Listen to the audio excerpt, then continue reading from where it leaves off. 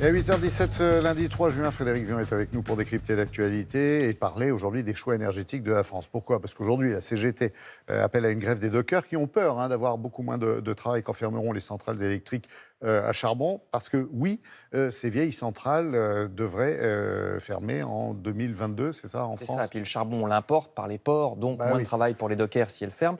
En France, remarquez, on dépend assez peu du charbon, notamment grâce à l'électricité nucléaire. Vous savez que les 3/4 de notre électricité sont d'origine nucléaire, et même ce qu'on appelle le mix énergétique total, c'est-à-dire pas seulement l'électricité, mais toute l'énergie qu'on consomme en France, y compris le pétrole des voitures, le fioul du chauffage, même le bois qu'on met dans la cheminée, la totalité, ça donne ceci, voyez, 41% de l'énergie totale en France viennent du nucléaire, environ 28% viennent du pétrole, c'est-à-dire le carburant des voitures, le fioul, le kérosène, etc. 16% viennent du gaz, le gaz aussi bien de nos chaudières de salle de bain que celui des centrales thermiques qui fabriquent de l'électricité.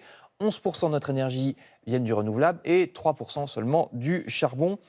Charbon qu'on peut mettre lui aussi dans des centrales électriques, même si c'est devenu de plus en plus rare.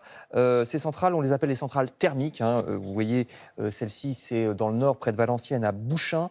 Elle fonctionnait au charbon jusqu'à il y a quelques années et maintenant elle est passée au gaz. Donc ça fabrique de l'électricité. Et le grand avantage de ces centrales-là, c'est qu'on peut les démarrer rapidement. En cas de pic de consommation d'électricité, ça se démarre quasiment aussi vite qu'une chaudière chez vous. Voilà. On appuie sur le bouton et hop, c'est parti. Alors qu'une centrale nucléaire, ça ne se manipule pas comme ça.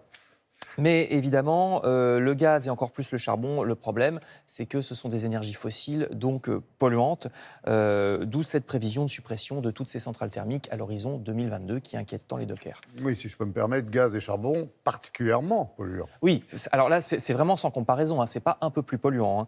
On a des estimations du GIEC, le fameux groupe international des experts du climat. Du point de vue du réchauffement climatique, le charbon, c'est l'ennemi numéro 1. Il est encore très utilisé, vous voyez ici une mine en République tchèque, mais l'Allemagne ou la Pologne en consomment encore beaucoup, respectivement 7 fois et 17 fois plus que nous, l'Allemagne et la Pologne. Or, utiliser du charbon produit environ 800 grammes de CO2 par kilowattheure et le gaz, 500 grammes. Alors que les panneaux solaires ou la géothermie, c'est une quarantaine de grammes seulement. Donc, comptez 40 grammes au lieu de 800, c'est facile. Le solaire émet 20 fois moins de pollution que le charbon. Ensuite arrivent les barrages. Et puis, l'éolien, seulement une dizaine de grammes, l'éolien, de CO2 par kilowattheure. Alors, vous me direz, mais comment ça, l'éolien ou le solaire produisent quand même du CO2 ? Oui, parce que pas au moment où l'éolienne est en train de fonctionner, mais il a bien fallu la fabriquer. La démarrer ? Oui, et puis la fabriquer, par exemple, ici, dans une usine en Espagne. Donc oui, il y a un petit peu forcément de pollution au CO2 au départ, mais c'est vraiment sans commune mesure. Une éolienne, 80 fois moins de pollution que le charbon pour un même kilowattheure produit, donc vraiment 80 fois moins. Je crois qu'il n'y a pas photo. Même si les problèmes peuvent être autres, les éoliennes, ça ne fait pas toujours très beau dans le paysage. On ne peut pas les mettre tout près des maisons. Ça ne fonctionne pas quand il n'y a pas de vent. Alors, on commence à avoir des progrès, par exemple des petites éoliennes flottantes qu'on peut mettre donc au large, c'est-à-dire qu'il y a toujours du vent. Elles gênent personne, et puis ensuite, comme elles sont flottantes, elles coûtent beaucoup moins cher, elles sont beaucoup plus simples à installer que les grosses éoliennes qui reposent sur le fond.